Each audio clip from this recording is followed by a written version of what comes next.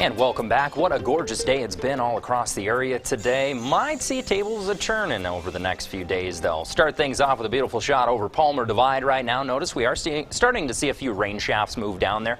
That's kind of where you see the clouds dropping down and that kind of hazy look. That's a little bit of rain starting to fall out of those clouds. So that's going to be the big story tonight. Not overly heavy rain, but we do have some rain showers expected to move through the area. A lot of them are going to duck to our north and stay to the west, but it's definitely something that could potentially move over top of the mountains. As we look at our live HD Doppler radar at this hour, again, those showers we were looking at right there into the Palmer Divide area. Now those are going to continue to move off to the east, and we do have a few showers trying to form right over the Springs area right now, and a few little isolated cells south of Salida. Now, as the day progresses, again, we are going to see some of these showers break loose, but we don't suspect they're going to be anything in the area of real heavy this afternoon, but definitely something we'll want to keep our eye on. So here's how the SkyCast models are anticipating the weather playing out for us. Again, some of those heavier cells staying to our north, they're going to kind of drop down, but right as they move through the Springs area and crest over the mountains, they're going to diminish fairly quickly. Burlington area, though, look, you guys are catching a nice little shower activity up there. Cloudy conditions as the evening progresses. However, I want you to really watch this SkyCast model. You start seeing this flow come out of the southwest there.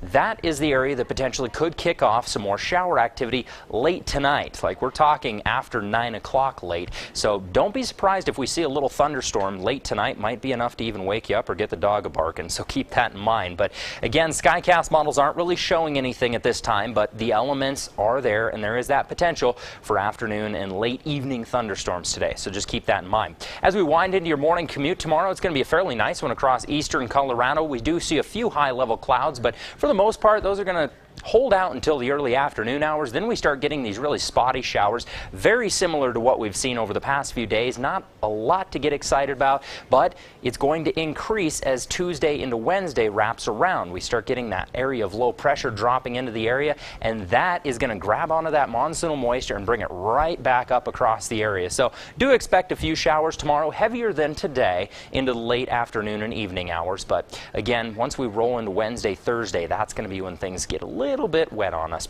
As for lows tonight, here's how things are shaping up. Into about 62 here into Pueblo, 63 into the Springs, and a few 60s as we look off into the east, staying cool up into the mountains, about 49 into Salida there and 49 into Gunnison.